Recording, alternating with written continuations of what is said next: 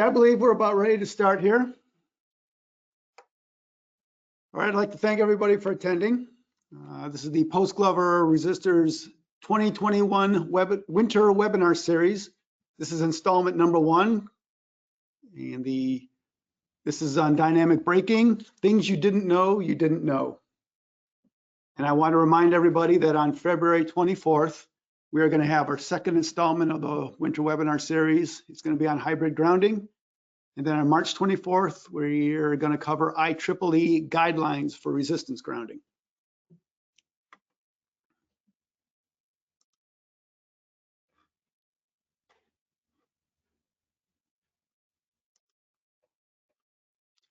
All right, my name is Steve Fisher.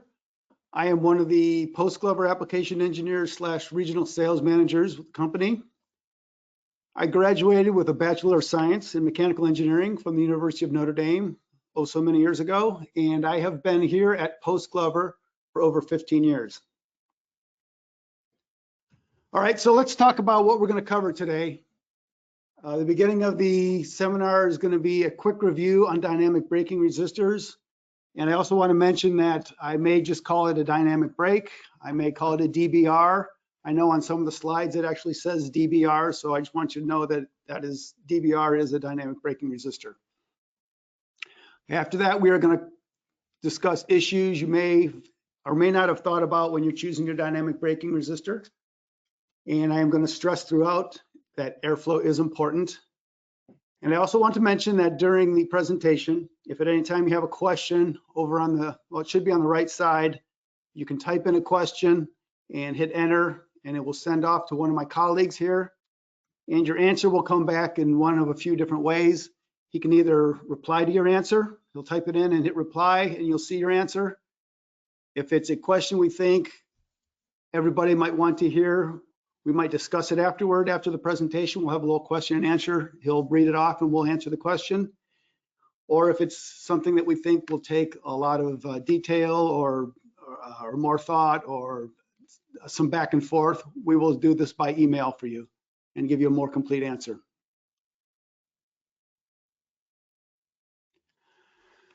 Okay, so dynamic brakes, basically you have a dynamic brake is used in conjunction with your variable frequency drive. So when you have your variable frequency drive, you have AC current coming into the variable frequency drive. It takes that AC current and converts it into multiple DC current pulses. And what it does is it replicates a waveform just like your AC current does. And the reason that's done is you can take those little DC current pulses, and by actually varying the frequency of those, the output to the motor will be different. So then you can either slow down your motor or speed it up as needed. So while this is happening, your motor is running, that variable frequency drive is giving energy to your load. However, when your load stops or slows down, all that energy is going back to the variable frequency drive. Now, if it's a fan or something to that effect, where you just turn it off and it slowly winds down, it's putting very little energy back to the drive, and the variable frequency drive can handle it. It doesn't bother it. However, if you have a sudden stopping, or if you have a very large load, or if you're jogging or something like that, it's putting much more energy back to the variable frequency drive, and it can't handle it. So what it'll do is it'll trip on over voltage. So what actually happens is there's a part of a variable frequency drive, or sometimes it's a separate unit called the breaker chopper module. It looks at the voltage that is building up on the capacitor, and when it reaches a certain point, it decides to take all that energy and dump it all onto this resistor, which is the dynamic braking resistor. So as it's shown here. So then the resistor takes all that energy, it drains that capacitor, and it turns that energy into heat.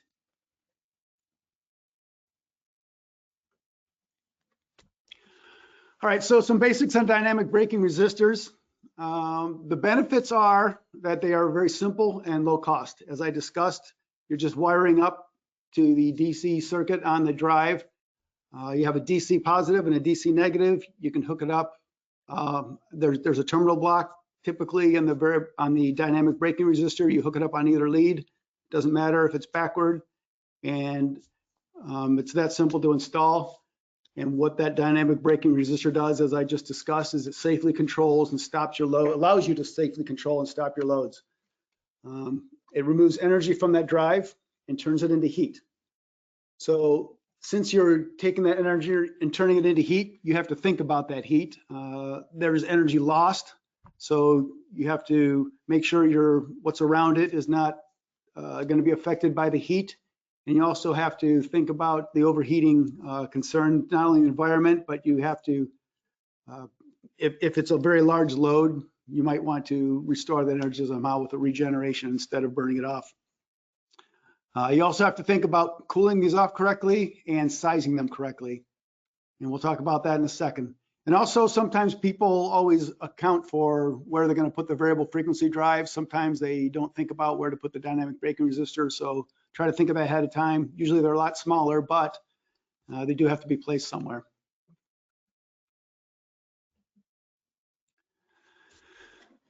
All right, so dynamic brakes are usually sized by an ohm value and a watt value. So we have to discuss about why are the ohms and the watts important. As you can see here in this picture, there are two pictures of two different dynamic braking resistors.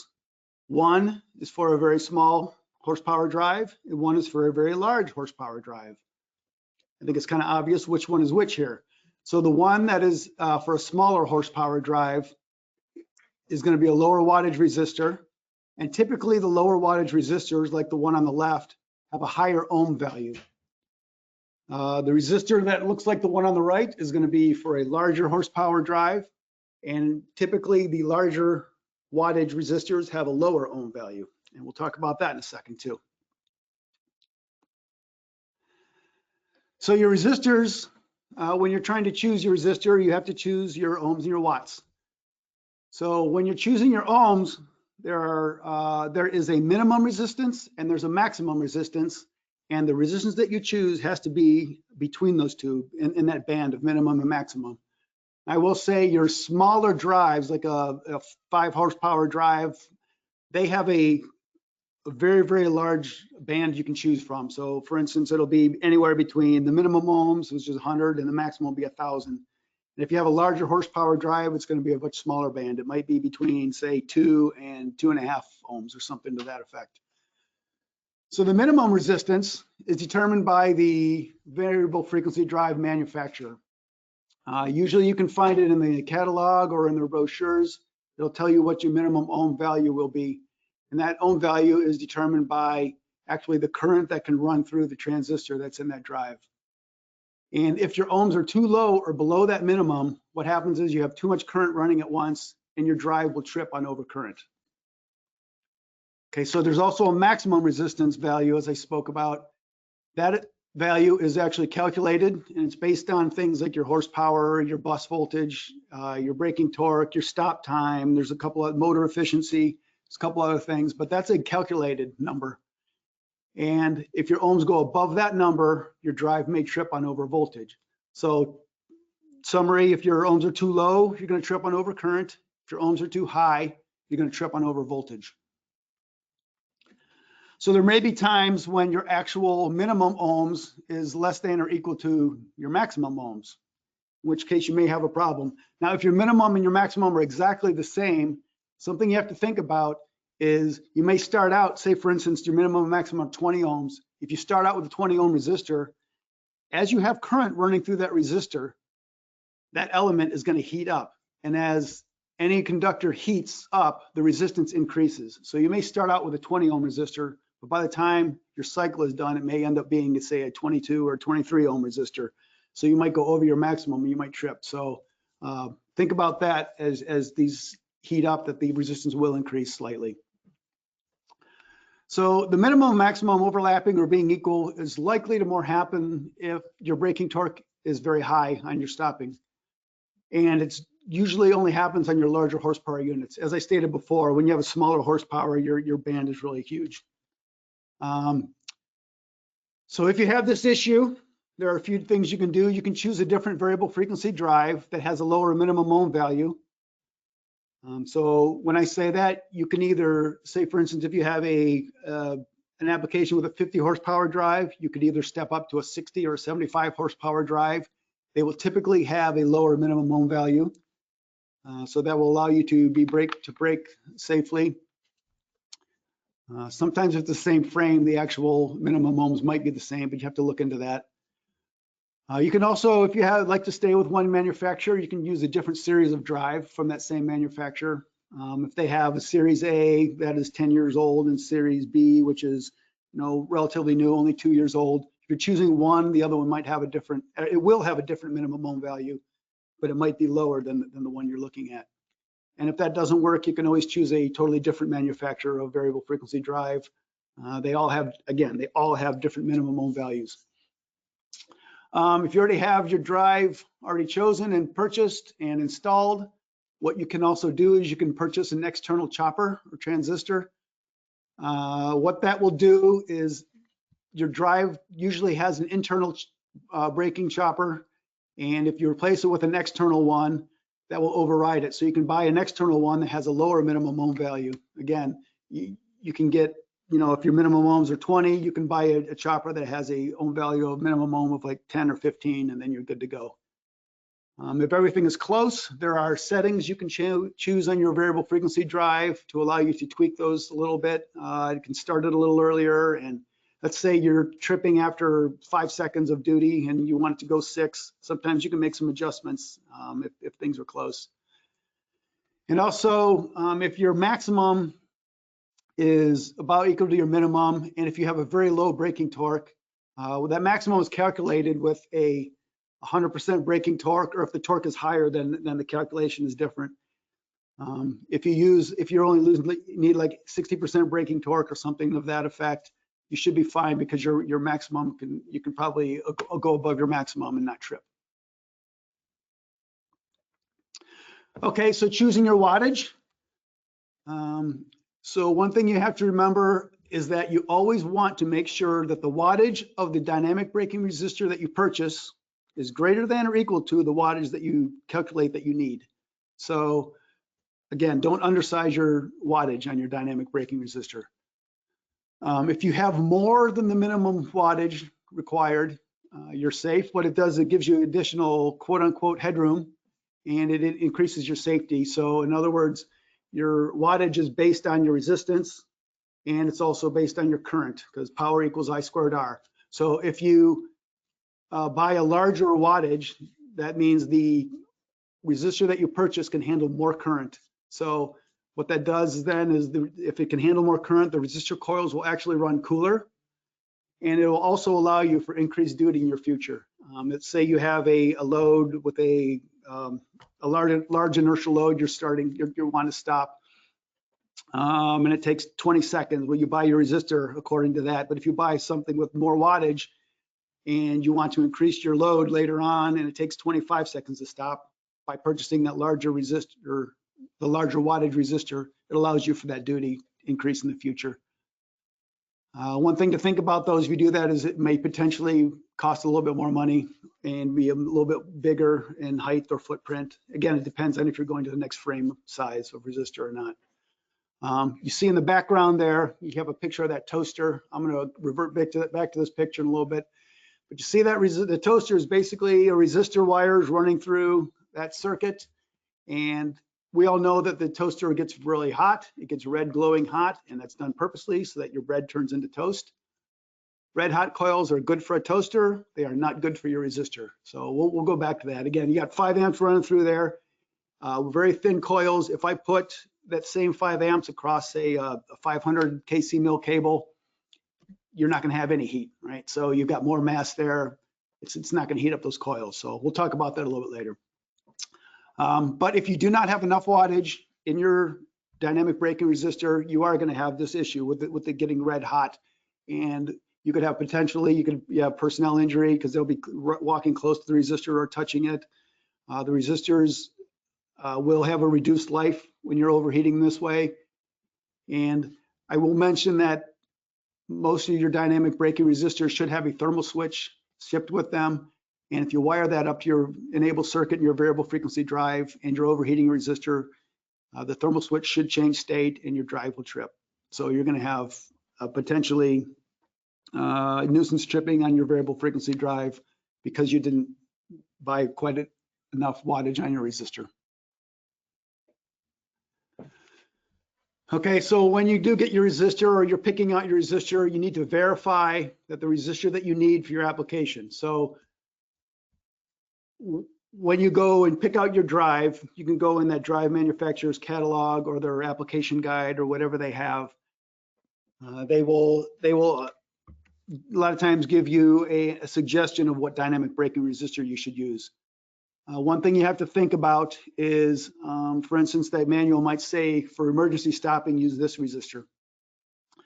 But there is no standardization for what quote unquote emergency stopping is, right? One manufacturer might assume it's 5% duty, another might say 10% duty.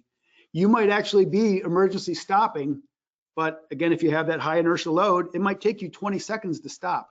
So if it takes you 20 seconds to stop this huge load, that's not emergency stopping. That is more like a light duty or a medium duty type application. So, you know, don't get tricked by the words. You have to think about what the actual duty cycle is on these. So look into it maybe and see what they mean by these. For instance, heavy duty on one manufacturer might mean 40% overhauling, and for another manufacturer, he might assume it's 50% overhauling with a braking circuit afterwards. So make sure that what you're getting is what you need and what you want, because if you don't, you could have nuisance tripping going on, and then that will lead to failures.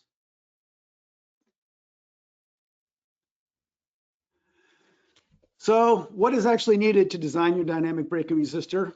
Typically, you just give the ohms and the watts, and your manufacturer of your dynamic braking resistor will ship you the same ohms and watts that you asked for.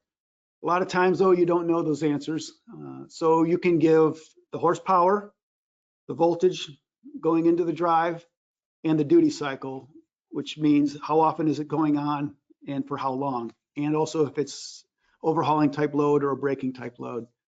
So by giving those three things, you can typically figure out what your duty is and what horsepower, what ohms and watts you need. Again, if you don't know what your duty cycle is exactly, you can describe your application. You can talk to your drive specialist or the manufacturer, describe your application, talk about what's going on, and then they can help you figure out exactly what wattage you need and ohms you need for your application. Okay, so now we have our first poll question.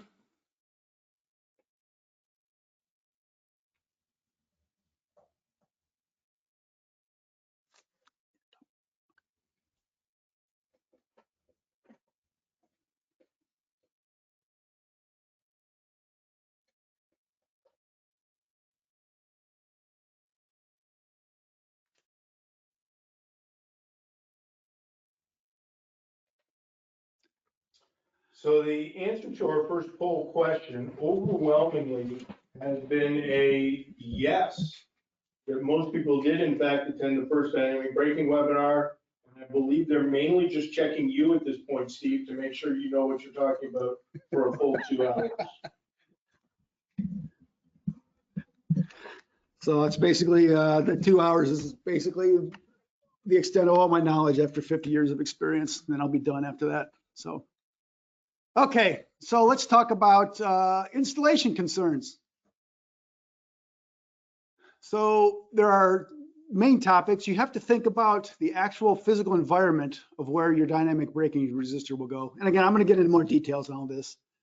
And you have to think about where it's going also. So there might be dimensional constraints. It might be something, you might have an I-beam going across there, so you can't have something that's too tall, or you might have a footprint issue where it can't be too wide and tall is fine because you have a ceiling that's 500 feet high.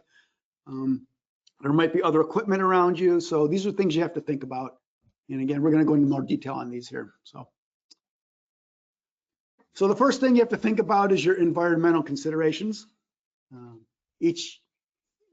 I'm going to have, again, a slide on each one of these bullets here.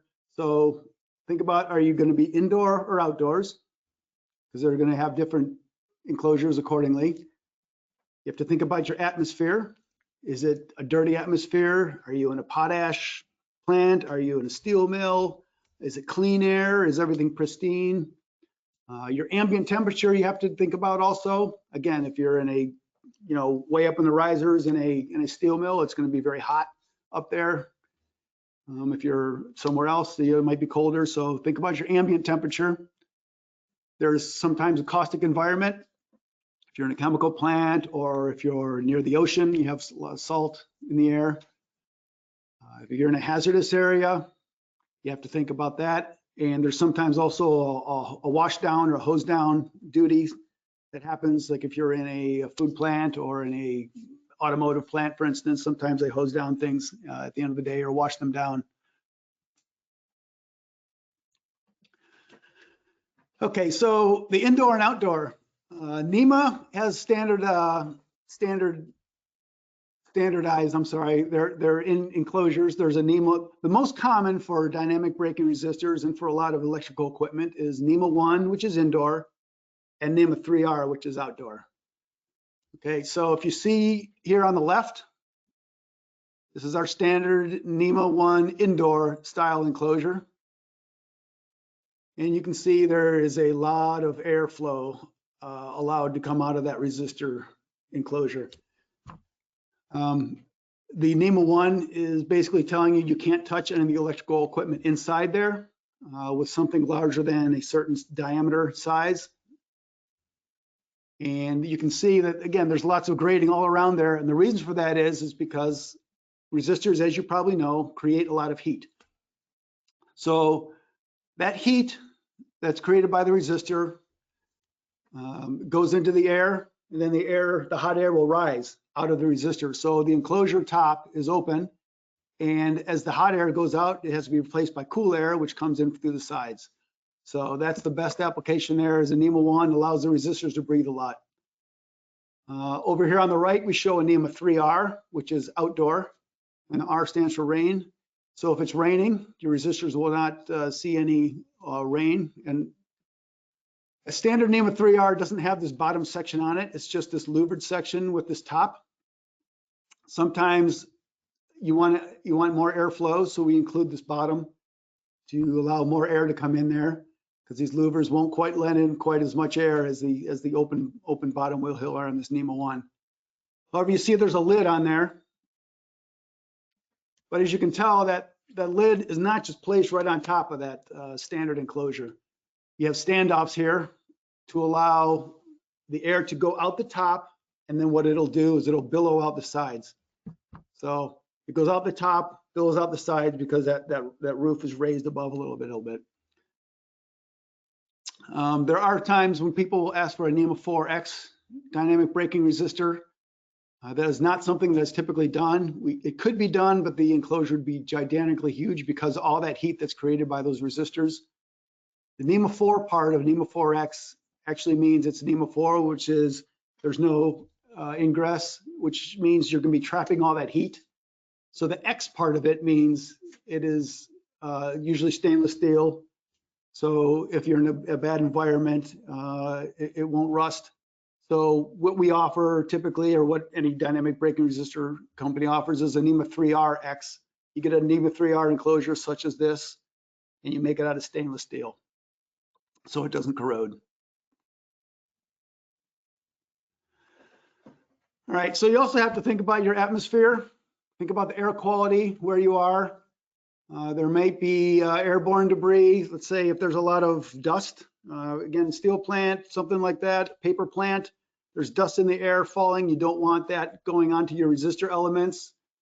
Or if you're grinding things near it and there's metal shavings flying everywhere, you're going to want to put a lid on top of this resistor. So you can use a standard NEMA 3R, which is fine. Sometimes you need extra airflow, so you want to use the NEMA 3R with the bottom. But if that gets to be too tall, you can take a standard NEMA 1 and put a top on it. But again, you have to make sure that you have those spacers to make sure the lid is above the top of the standard enclosure so that the air can go out of the enclosure and then go out the sides. Again, this will maintain your adequate airflow that's needed to cool off the resistors, and it will keep the debris from actually hitting the coils. All right, another factor to think about is your ambient temperature. As I've said before, and I'm going to say it again, is the resistors do generate a considerable amount of heat. So the actual wattage that we calculate on the dynamic braking resistor is, let's see, wattage is equal to I squared R. So the resistance, say, is a 20 ohm resistor. It's somewhat fixed. So the I squared means how much current can I run through that resistor to get a certain amount of wattage. So as that current goes through there, it heats up the element, as I said before. So if you're in an ambient temperature, if you have the exact same application, say, for instance, again, I'm going to go back to the steel mill. If you have a steel mill down in the deep south in July, and you have that same application way up at Santa's workshop in January, up in the North Pole. So the resistor elements down in the deep south in the middle of the summer are going to be a whole lot hotter to start with than the ones that are up at the North Pole. So what happens is you're starting out at a higher temperature. So I want to run that current through that resistor. I calculate the wattage when that resistor element hits a certain temperature. But if you're starting at a higher temperature, I can't put as much wattage, I'm sorry, I can't put as much current through there when it reaches that given temperature.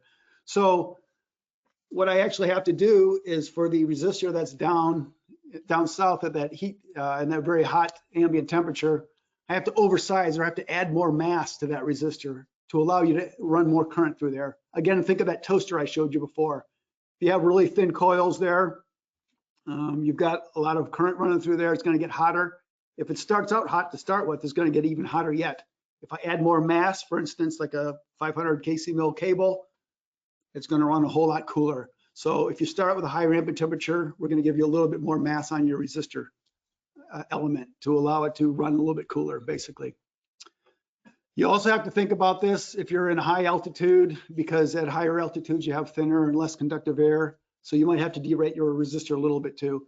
If you have a high altitude, just let them know what the altitude is, and whoever's doing this calculation for the wattage will take that into consideration. It may not be any different, but it may be. So you also have to determine whether you have a bad atmosphere, a caustic atmosphere. There might be times when you have a salty or a corrosive atmosphere. And when I say salty or corrosive atmosphere, I'm not talking about when you're around your teenage children. I'm talking about if you're near the ocean or if you're in a chemical plant or something of that effect. You're going to have to think about your enclosure. It might rust more if you're around a lot of salt. So in those instances, you can have a different type of enclosure. You can either have it painted, which will add a layer of protection, or you can actually get a stainless steel enclosure, which will last longer. There are different types of stainless steel enclosures. You can get for instance, a 304 or a 316 stainless steel or whatever. But there's different grades of stainless steel, but depending on how bad your atmosphere is. One also thing to mention is if you have a larger dynamic braking resistor, sometimes the actual elements that the resistor is made from, typically it's a special alloy of a blend of stainless steel with other elements added to it. And what that does is it allows the resistance to not increase very much when you run that current through there, because as I stated before, when you run current, things get hotter, and as they get hotter, the resistance increases. So most resistors are made with a special blend, so the resistance doesn't go up too much. But if you're in a caustic environment, you can use, for instance, a 316 stainless steel element so that those don't corrode. But you have to think about is that the resistance will increase more. So if you start off again with that 20 ohm resistor, it might go up to 22 or 23 ohms with the standard element. If you're using a 316 stainless steel element, it might jump up to 28 or 29 ohms. Or again, we can calculate all that, but you have to think about that. So if your minimum is 20 and your maximum is 25, you're okay with the standard element. You may not be okay if you use a 316 element. So that's something you have to take in consideration if you do want a non-caustic element, not just the enclosure.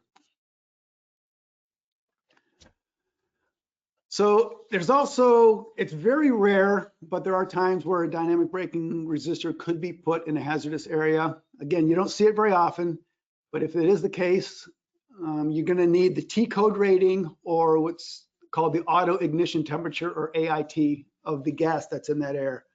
So for instance, if you're at some chemical plant and there's a certain gas in the air and it will ignite at 150 degrees C, you want to make sure that your dynamic braking resistor is designed so that the temperature does not rise above, say, 120 degrees C or so. Again, that can all be calculated. But what we just do is add more mass to the resistor.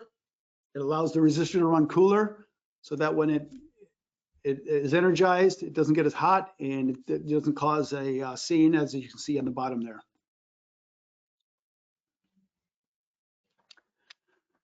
So there's also times when you have wash down or hose down duty applications. This is typical for sometimes a food plant or a bakery or something to that effect. Sometimes automotive plants have this. There's a aluminum case style resistor here shown on the top. Those are rated at IP65. How this is done is there's an aluminum extrusion, and you cut it to length depending on how much wattage you want inside that resistor case. You actually put a potting in the bottom, you bake it, you let it cure for a day, then you put the resistor inside the aluminum case. You have the wires coming out, you put more potting in there, you bake it, you let it cure for a day. So now you have a totally sealed a totally sealed dynamic braking resistor with elements inside where they won't be able to see the water or heavy dust or whatever it is that's in that environment. These little dynamic braking resistors are sometimes often used for panel mounting. One thing I would say is obviously you can see that it's very small and you can't get a large wattage rating for these. For instance, if you have a 500 horsepower motor, you can't be using these. If you are installing this somewhere and you have to install it vertically, make sure that these wires coming out of here are pointing downward and not upward, because if you are in a place where these are going to get wet, if these wires are pointing upward, the water will hit the wires, gravity will pull the water down, they'll track down the wires, they'll be sitting on this potted material, and eventually it may leak through or leach through from the heat inside there.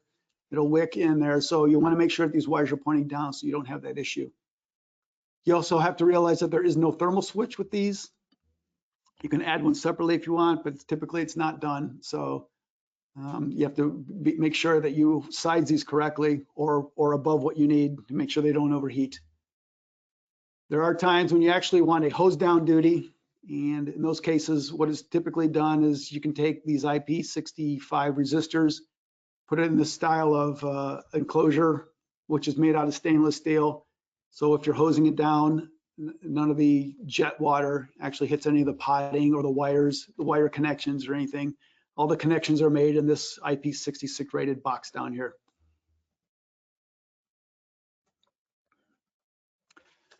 Okay, so we're ready for our next poll question.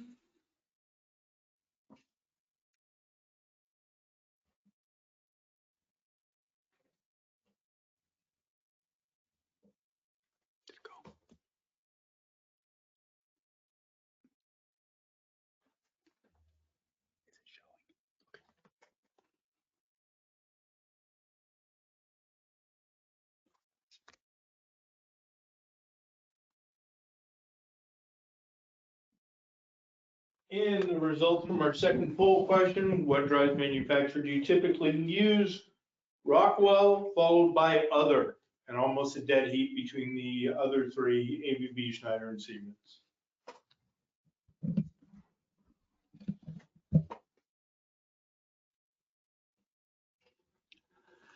Okay, so moving along here, there are location considerations to be made also. So wherever you put these, you want to make sure there's sufficient cooling available for your resistor. If you look at this picture here, there's just all kinds of stuff going on. There's different, you've got hot environments, you've got it up high, there might be a spot where there's not availability. So you have to think about what equipment you're putting it near or on top of, possibly. There might be size constraints. Usually when you order a dynamic braking resistor, you can easily get the drawing of the enclosure so you can know where it's going. You can make sure it'll fit wherever you're going. You have to think about access also. So you might be able to fit it somewhere, but you have to have access to that resistor later on or during installation. There's also orientation of the resistor, how it's mounted. We'll talk about that also. And there's times when there's going to be excessive vibration. You might want to bring that up because there are different styles of resistors that can be made. Okay, as I've said before, DB resistors do radiate heat. So because of that, you have to think about where you're actually putting this. Think about other things that are going to be next to it or close to it, because that heat might affect whatever is sitting next to it or above it. Not only do you have to think about the heat, but also consider how much wattage is going out and then the duty cycle. So for instance, if you have a 1,000-watt resistor and it goes off for 2 seconds once a day, that's a little bit of heat coming out. It's probably not going to affect too many things near it. However, if you have that same resistor, but it's going off, you know, every 20 seconds all day long, you're going to have a whole lot more heat. So think about that. Again, airflow is very important for this, for the cooling. You have to make sure that there's enough space between the resistor and things around it so that the air can actually get into the enclosure and also escape out of the top of the enclosure. And another thing to think about is if you're putting this resistor in a climate-controlled environment, you have to think about your air conditioning. If it's a new installation, think about how often the resistor is going off and how much wattage it's putting out. So you may have to increase the size of your air conditioning unit, or if you already have your air conditioning unit chosen, it's already installed, it may stress it out, and it might be in the middle of the summer, the coolest you can get your room is 72 degrees because that resistor is always going off. So you might want to think about putting that resistor elsewhere.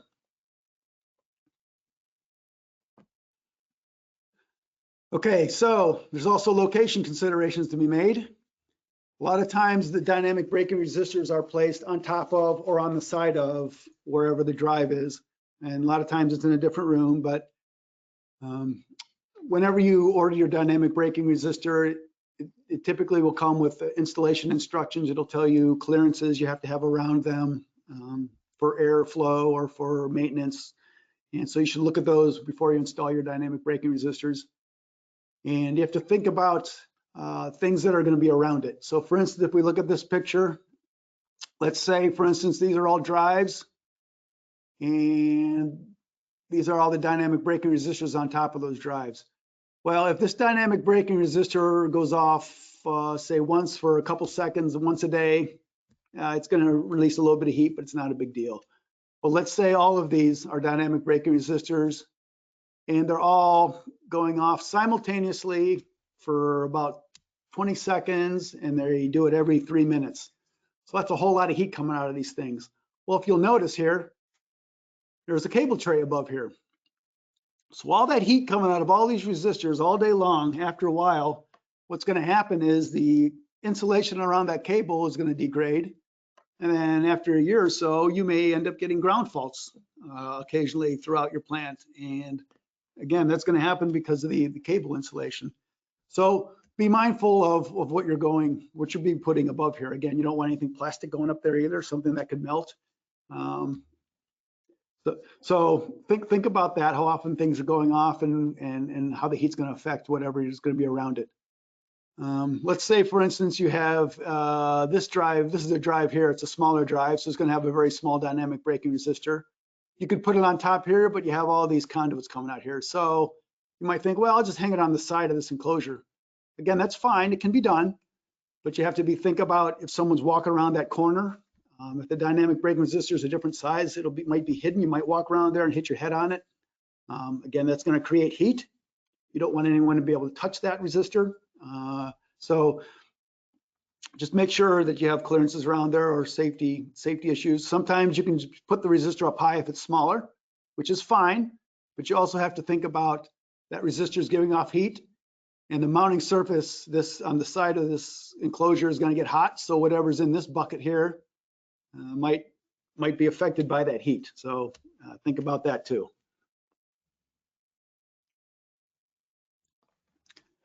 All right, so think about the size of this dynamic braking resistor and also the access to it. So in general, the larger your wattage is, the larger the volume of your enclosure is going to have to be, because you're going to need more resistance coils in there. So that being the case, footprint is not always the only concern. You're going to have a bigger footprint the more wattage you have, but you might have a footprint issue. So what you can sometimes do is get an enclosure that's taller with the same footprint, but make it taller. So again, one's got to grow. As the wattage grows, either the footprint has to get bigger or the height has to get bigger. You know, the volume just has to increase. And there's going to be times where you can get one or the other. But let's say you can fit your actual resistor in this space that you have available. You do have to think about the maintenance and the cabling. So you can put that resistor there. Again, you can get the drawings of it beforehand. You can know where you're going to bring your cables in or your wires. It's typically through a knockout, or sometimes the big resistor will go through a hub in the bottom. But think about where your cable's coming from, right? So make sure that the orientation of that resistor, if it's long and not very deep but very wide, make sure the orientation is right so they can bring your cables into it. And also, most resistors will have, if it's smaller, typically the top will come off for maintenance later on. Let's say every year you want to make sure all your connections are tightened, so you have to do maintenance. So think about, you know, does the top come off? And if it's a bigger one, usually the front will come off. So you have to get at that for maintenance later on. And again, there's that old adage, you know, the 10 pounds of stuff fitting it in a 5-pound bag, you know. So, you know, if you need, you know, a 10,000 watt resistor, you got to have enough room for it, right? You can't put a 5,000 watt, you can't get 10,000 watt resistor in a enclosure that's only made for 5,000 watts.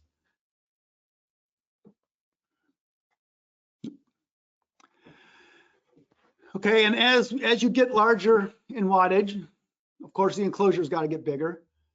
So when you get to a certain size, typically they are floor mounted because you don't want to be mounting them or hanging them on things because they're going to weigh a whole lot more. So these floor mounted units, here's just a picture of one. You can see there's grating at the top here where all the hot air is going to go out of the enclosure. Typically, you're going to have a floor mounted one and they're going to be on feet. And the reason for those feet is because underneath here, there's grating also. The air coming in on these louvers is not enough airflow to allow the resistor to cool off correctly. So the bottom is usually grated. So that's why they have a feet. It lifts it off the ground. The air will come out from underneath, go up through the bottom, cross the resistor coils, and the hot air will go out the top. You can get these without feet sometimes, but if that is the case and you have a grating on the bottom, make sure you're putting them on I-beams or something so that there is adequate airflow coming in from the bottom. The other thing you have to think about when you're floor mounting these is there's going to be people walking around them possibly. And again, these enclosures may get hot. Make sure it's either in an area or has signs on it, or you know, there's a little, you know, caution hot on this one here. Make sure people are not going to be able to get to it and hurt themselves. This one shown right here is like around 30 kW. There might be times when you want, again, these are going to get really big. The bigger they get in kW, like for instance, a 500 horsepower motor, you're going to have a gigantic resistor. Sometimes you don't have the floor space for that, or you don't want to take up that floor space. When that's the case, what you can do sometimes is use a fan-cooled unit. You can put a fan on these. Here's a picture of, this was one of those units that took around 30 kW. It's bussed together with this other one that's 30 kW. So this is a 60 kW unit. The customer did not have, the customer actually wanted around 200 kW. Didn't have enough room. So think about 3 of these double wide enclosures going together to make 200 kW. That took up way too much space. So what you can do is you can put a fan underneath this. And by putting a fan underneath it, what that does is it takes the heat away from those coils. Again, the wattage is based on the resistance, which is fixed, and the amount of current running through there. It's I squared R. So as the current runs through there, it heats up those resistor coils. If you put a fan underneath there and you take the air off of that coil, you can allow more current to run through there. You can increase your wattage. You think about when you're eating a bowl of your grandmother's favorite hot soup. You put it on your spoon, you pull it out. Soup's too hot, so what you do is you blow on it, right? You blow on it, it cools off that soup. That's what that fan is doing. It's cooling off those resistor coils so that as the current's running through there, it's cooler. You can now run more current through there and increase your wattage. Something you do have to think about though is you can't just put any old fan on there, because if you just put a fan, say a smaller fan through the middle, you'll cool off the coils in the middle and the ones on the edges will still be very hot. You might overheat. So most resistor manufacturers will run tests on these type of things and make sure that the airflow is turbulent enough to cool off all the coils. And typically you can get 2 to 3 times as much wattage out of this. In this instance, we got more than 3 times the wattage out of this. And the actual enclosure footprint didn't increase, and the height increased by about 50%. So you have to think about also though that you have to bring 3-phase power to this, obviously, for the fan to run.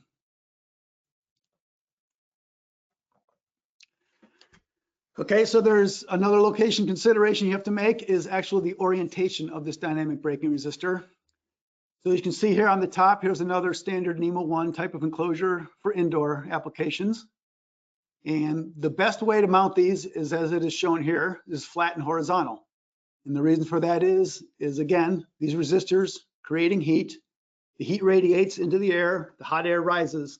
You want the hot air to rise out the top. So the more area you have for that heat to escape out of that enclosure, the better. So this is the most optimal way. If you have to mount it on the side of another enclosure, the best thing to do is to make an L bracket to keep it this way. If it sticks out too far and you have to mount it flat, the best thing to do is to put this side pointing upward. Again, it's not quite as optimal because you don't have as much area for the air to escape. However, that's more area than if you have this top coming out. So again, this is the best to have pointing upward. This is the second best way to have it pointing upward. If you absolutely have to put it vertically mounted, make sure you do not point it. Have it shown as is shown on the bottom here. Reasons for that is, again, these resistors are creating heat. That hot air is going to want to rise. If it's rising, it can't go out anywhere because there is a baffle here or a plate. So all that hot air is going to just sit on that plate. And these wires coming from the resistor to the terminal block are just going to see all that heat. You're going to break down that insulation. It's going to create those wires. Those wires will probably eventually fail. The other thing is you have the thermal switch is typically here. The thermal switch is seeing all that heat that's just sitting there, and your variable frequency drive may trip on the enable circuit from that thermal switch opening up. So if you absolutely have to mount it vertically, you want to mount it, flip it 180 degrees from this so that these are on the bottom, and this portion here is actually going to be this part where it's open and the air can flow out. There may be times when you're going to have excess vibration. An example of this would be like up on a crane. It's always moving, punting up and down. It's going to be trolleying, stopping. There's punches, of course. They are pounding all the time. It's going to vibrate if whatever's near it. So if this is the case, you should bring this up. There are different styles of resistors that are a little bit better for vibration. This resistor shown up here at the top is very common for a dynamic braking resistor for 10,000 watts and below, typically. These are just edge wound style coil, and they're just placed in these, what you can see these little teeth between here. They're not in there tight, they're just loose. So if there's a lot of vibrating and pounding going on, the actual coils there are going to go vibrating back and forth. They're going to keep hitting the teeth to the left and right of them, and eventually you're going to fatigue those teeth, and then they'll break off and you'll have issues. So again, just bring up if it's an excessive vibration. The design might end up being a grid style design. This is just one style of grid that's manufactured. There are other styles, but they're typically a little bit better for vibration type situations. So again, just describe your circumstance when you're talking about the resistor that you want.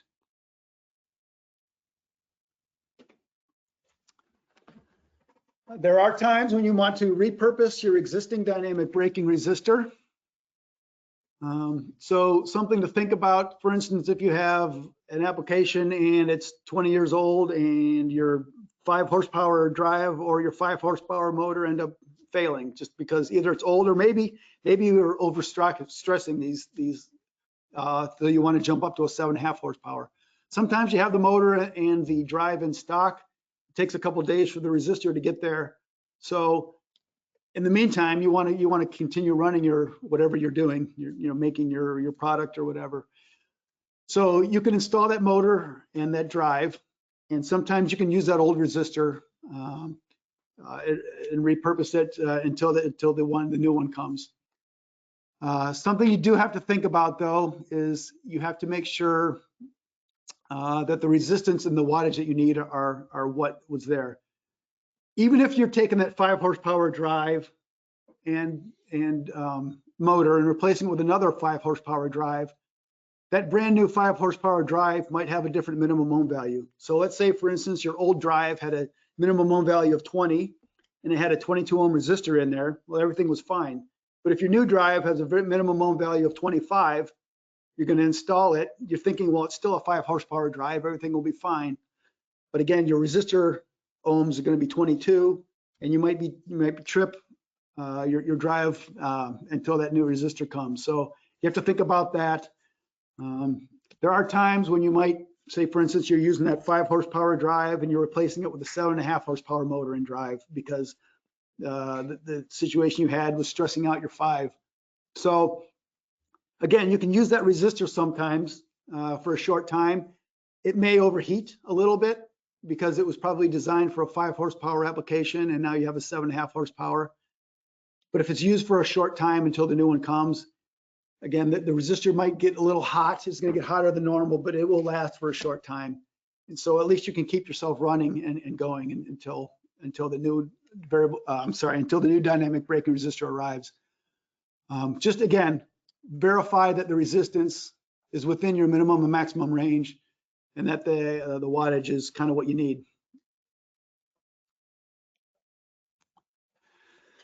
All right, and one thing I do want to point out, when I was talking about wattage, not all watts are created equally. Well, you're going to think to yourself, well, a watt is a watt. Well, yes, it is. However, when the wattage is determined on a dynamic braking resistor, or basically any resistor element, as I said before, the wattage is calculated by the current and the resistance. Okay, so I can take, and as that resistance runs through that resistor element, as the current runs through that resistor element, as I said before, that resistor element is heating up. Okay, so as I put more current through there, that resistor element heats up to a certain temperature. So most manufacturers say, okay, I'm going to pick a temperature, and this is the temperature I'm going to stop my current at, and that's the rating I'm going to give it. Unfortunately, there is no governing body that says what that temperature has to be. One manufacturer might say, well, I'm going to let that thing run to 500 degrees C and then call it and see what the current is, and then that's the wattage rating. Another manufacturer might say, I'm going to let it run to 1,000 degrees C. It's right before it melts, but it's okay. It'll be all right. So, you know, the wattage rating, if you have two exact same dynamic braking resistors, one manufacturer might say 500 watts, one might say 1,000 watts. Again, it's not going to be that much different, but I'm just trying to drive home the point here. The only difference between those two is that the one is allowed to have more current run through it, and it's allowed to get a lot hotter. You can actually take both those resistors; they're probably going to be exactly the same. And just be careful. If you look at them and they're about the same size, they're probably about the same wattage, regardless of what the label might say on it. Again, if you go to a grocery store and you see a 10-pound bag of flour, it's going to be a certain size. If you see one a little bit smaller next to it and it says 10 pounds also, you're going to be a little bit skeptical. But you should do the same thing with your dynamic braking resistor. If one's a lot bigger than the other one and they're at the same rating, you should be a little skeptical. So again, just think about those things. There's also some times when dynamic braking resistors will have a duty cycle built into it. So again, you might have a 500 watt resistor. One might be 500 watts and one might say 1,000 watts for 50% duty. So again, they're going to be the same resistor, just that the one that says 1,000 watts, you're not supposed to run all the time. Whereas the one that says 500 watts, it will handle 500 watts continuously. So look at that also possibly. Okay, I want to thank you for attending the seminar. As a summary, just dynamic brakes are used for overhauling or braking your loads. Think about your environment, think about your location, think about how you're installing it. Think about your airflow. Airflow is very important. And remember that we're here to help if you need. I will just mention that you will receive an email with a link to a video of the presentation if you want to watch it later on, or someone else wants, one of your colleagues wants to watch it because they couldn't attend. You will also get a PDF version of the presentation. If you want to reply to us, let us know, we can send it to you. And you'll receive a certificate of participation, which some people need for continuing education credits. If you need a different format or if you need something else to be said on there, again, reply, let us know, and we can make something according to how you want it. All right, so we're going to go to the question answer session here. Questions from the field. Question from Michael.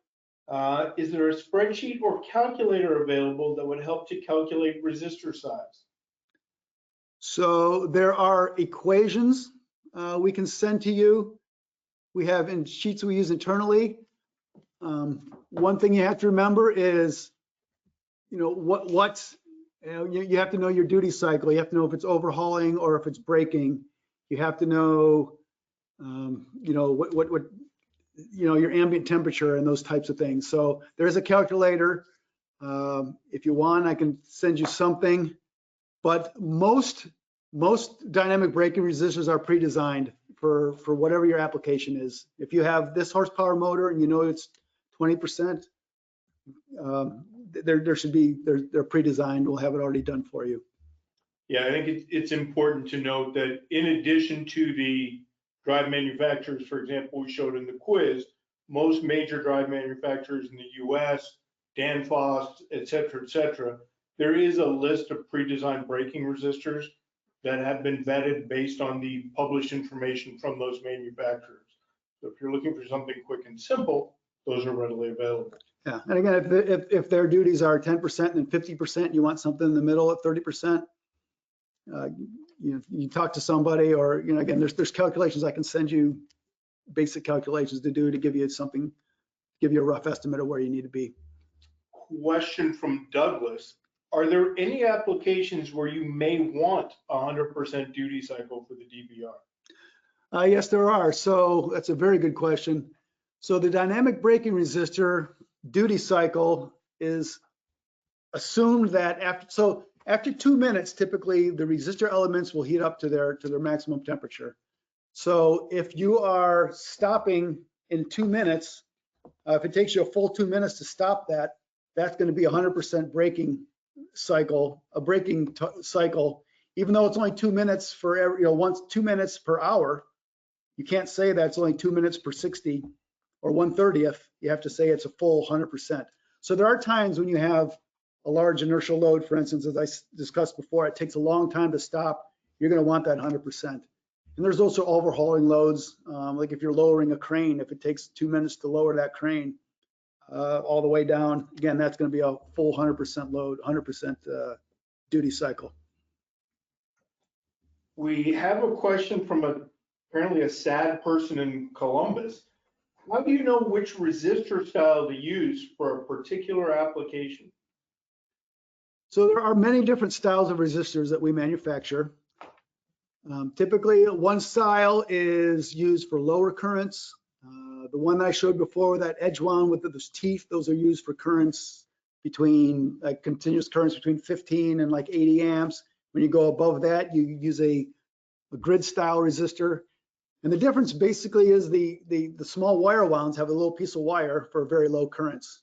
The more currents you have, you need more mass. Again, think of when you're installing something in your house, you need 20 amp wire. When you're installing something in your factory, you need 400 amp wire. It's a big, MCM, 500 MCM cable or whatever size it is, I don't know.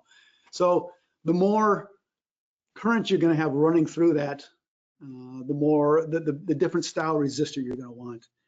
And typically, the resistor manufacturer knows what's best for the application as far as what current's running through it.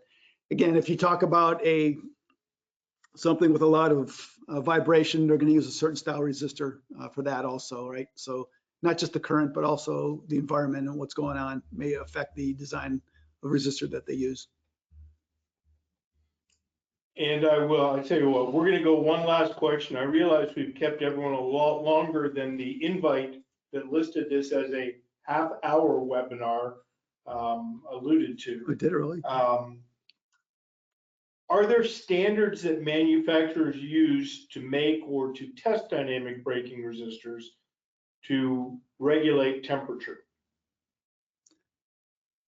To regulate. So there are no standards as far as as I spoke of before, the current running through that resistor heats up that resistor. There is no governing standard for the amount of temperature that you can rise that resistor, and when you figure out your wattage. So most manufacturers use about the same number. I can't attest to all of them as to what they use. They are going to be similar. Again, that is why I said before, you might have two exact same size resistors. One might say 1,000 watts, one might say 1,200 watts. They're probably the same resistor. It's just that the other manufacturer decided I'm going to let it run 100 degrees hotter before I put my wattage rating on there. So, but there is no governing standard that tells you what it has to be, unfortunately. Thank you all for attending. Steve, thank you very much for the presentation. Again, if there's any questions, any follow-up, please feel free to email Steve, and we'll make sure we coordinate responses back to you. Thank you very much for attending, and we hope to see you next month.